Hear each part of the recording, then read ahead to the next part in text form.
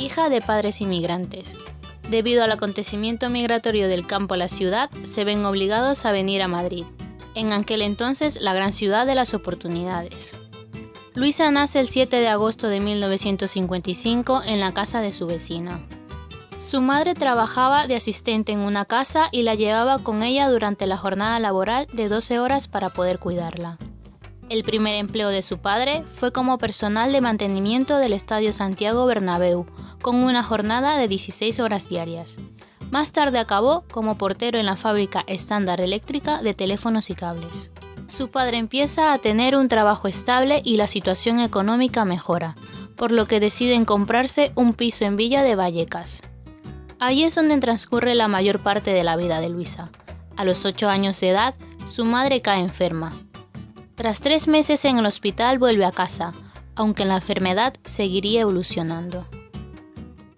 A los 6 años empieza el colegio, el único colegio público del pueblo, dividido en una parte masculina y otra femenina. Este periodo es muy importante para la protagonista, pues la ideología franquista está presente. Nada más entrar a las aulas se rezaba frente a un crucifijo junto a la fotografía de Franco. Además, eran obligados a aprender cánticos y teorías franquistas como el cara al sol con la mano en alto. A pesar de ello, Luisa recibía una percepción diferente en su casa, pues sus padres no estaban de acuerdo con la dictadura de Franco. La familia no se definía en ningún partido, simplemente se dedicaban a trabajar y a pasar desapercibidos. En la guerra civil, vivieron en sus carnes las consecuencias por expresar sus ideas con encarcelamientos y amenazas.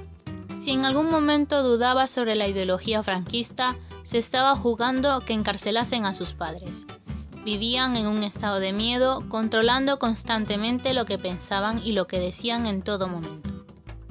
En aquella época se empezaba a trabajar a los 14 años para todos aquellos que no querían seguir estudiando. Luisa no se incorporará al mundo laboral hasta los 21, por tener que cuidar de su madre. En esa edad Gregoria empeora, y su padre decide que Luisa trabaje para ayudar económicamente firmándole una autorización. Además, las mujeres necesitaban la cartilla de servicio social femenino de la época franquista. El médico que atendía a su madre le firma un certificado en el que la considera apta para realizar las labores domésticas.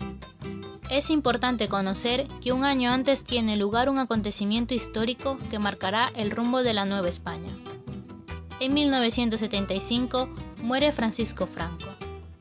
Nuestra protagonista recuerda el momento con alegría pero también con miedo. En aquel entonces, España estaba dividida por aquellos con ideologías en contra y a favor de la dictadura. El miedo de poder perder la democracia y que se creasen enfrentamientos entre el pueblo estaban presentes en el día de la muerte del dictador. En esta etapa cabe destacar la realidad de falta de derechos de los trabajadores, de los que Luisa empieza a ser consciente.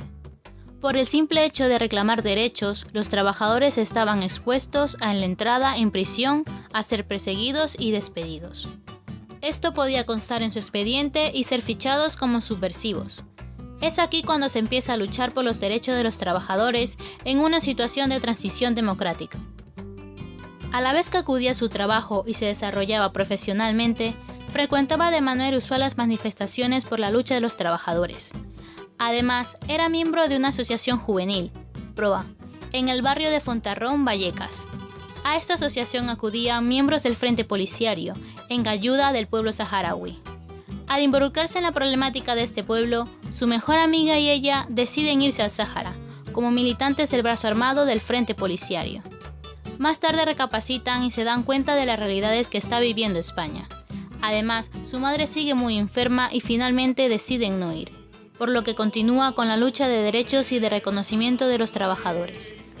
Una de las situaciones más graves que llegó a vivir fue cuando deciden cortar el paso de nivel del tren. Un tapón humano colapsa las vías, los antidisturbios conocidos entonces como grises respondieron con gran saña sobre el grupo y resultaron gravemente heridos. Detuvieron a gente y 3 hombres fueron arrollados por el tren.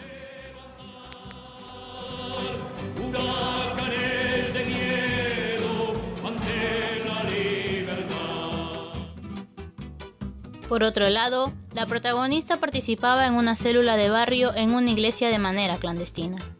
Repartían octavillas y escribían una revista juvenil con un trasfondo político jugándose la cárcel.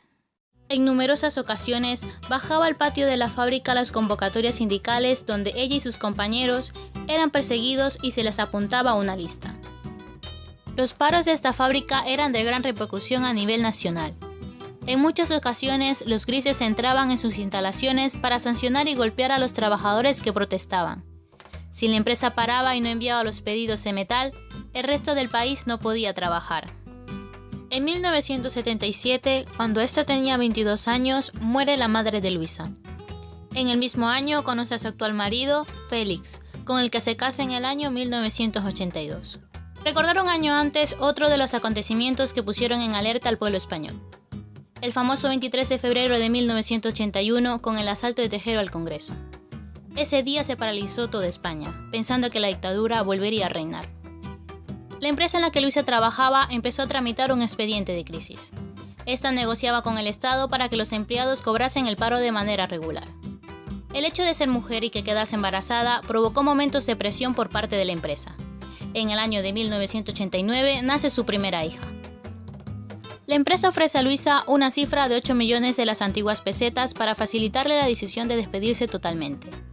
Finalmente, en el año de 1989 deja su trabajo aceptando dicha oferta. España vivía en lo que se denominaba la década dorada. Este periodo estaba comprendido entre 1995 al 2007, etapa previa al comienzo de la crisis.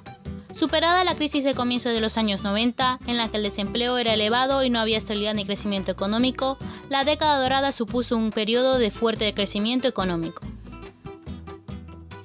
Esta época de crisis, Luis y su familia no la sufrieron de manera directa. Incluso deciden tener su segunda hija. Su marido trabaja prácticamente todo el día fuera de casa. Durante los próximos 12 años, la situación laboral y económica en casa van bien. Todo cambia cuando, debido a la situación de estrés que sufre el marido de Luisa en su trabajo, sufre un infarto de miocardio. El uso de la nueva moneda y la integración en Europa permitió a España alcanzar el superávit de la economía a mediados de los años 2000 y un casi pleno empleo en el año 2006. Además, durante este periodo hubo un aumento de la población inmigrante, arrastrada por la demanda de empleo no cualificado. Esto provoca un aumento significativo de la población española. En el año 2002, su marido no puede trabajar a pesar de su juventud. La enfermedad le impide incorporarse a la vida laboral. Esto supondrá que Luisa, tras años de no reincorporarse al mercado laboral, tendrá que hacerlo. La prosperidad económica del momento le permite encontrar un trabajo de manera rápida. Pero el no reciclaje de sus conocimientos en el tiempo que estuvo en casa dedicándose al cuidado del hogar y las menores, le obligó a realizar trabajos que no necesitaban ningún tipo de cualificación. La limpieza de portales. Los bancos empezaron a otorgar préstamos incluso cuando había riesgo de que la gente no pudiese pagar los precios de la vivienda, que compraban por sus elevadas cifras. Además de un sistema de intereses políticos, económicos y empresariales codiciosos que se beneficiaban de la abundancia del momento, junto con la mayor parte de la sociedad española que pensaba que ese crecimiento y bienestar sería duradero y garantizado para siempre. Parte de ese sentimiento tiene que ver con el crecimiento y mejora de los salarios. Sin embargo, la riqueza se acumulaba en manos de los más ricos. Esto provocó un consecuente aumento de la desigualdad. Durante este tiempo de prosperidad económica, no se aumentó el presupuesto destinado a gasto social. Por lo tanto, la tasa de desigualdad y la pobreza persistía. Se mantuvo y sigue creciendo. Cuando la crisis comenzó a atacar a la mayoría de la población española, Luisa pierde su trabajo y se ve obligada a recurrir a la prestación por desempleo. Por todo el tiempo que tiene cotizado hasta el momento, puede acceder a solicitar esta prestación para mayores de 52 años. El endeudamiento público aumentó hasta límites insospechados.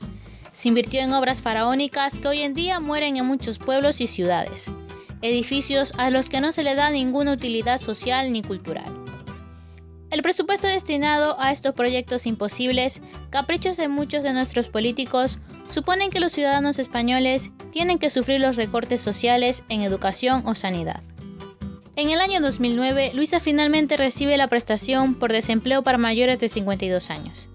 Su situación económica es desahogada al tener 2 sueldos en casa, pero sensibiliza de manera directa con el resto de los ciudadanos ahogados económicamente por la crisis. Se da cuenta de las injusticias y de lo mucho que el pueblo sufre. Todos los días ven las noticias cómo los políticos seguían viviendo en un mundo paralelo al resto. lo que le enfurece y le hace identificarse con ideales por los que luchó y sacrificó en el pasado. A raíz de todos los escándalos políticos y de la usurpación del poder de los bancos sobre los intereses sociales y humanos, surge un nuevo movimiento denominado 15M. Este movimiento se caracteriza por ser un grupo de personas cansado de la opresión del poder capitalista sobre el pueblo, políticos corruptos y bipartidismo PP y PSOE. Paralelo al movimiento, emergieron partidos políticos que se identifican con el sentimiento revolucionario y pacifista del 15M, como son el Partido X o Podemos. El sentir de este movimiento y de los partidos políticos emergentes se divulgó rápidamente por las redes sociales. Parte de su éxito radica en cómo las redes sociales consiguen llegar de manera rápida a cada uno de los rincones del mundo. Mientras el 15M lograba con éxito movilizar a la sociedad española, otros ciudadanos del mundo podían ver el resultado de su llamamiento a despertar ante las injusticias que vivimos en la sociedad del hoy. Otros países siguieron la estela de este despertar pacifista, acampando en las principales plazas de distintas ciudades del mundo.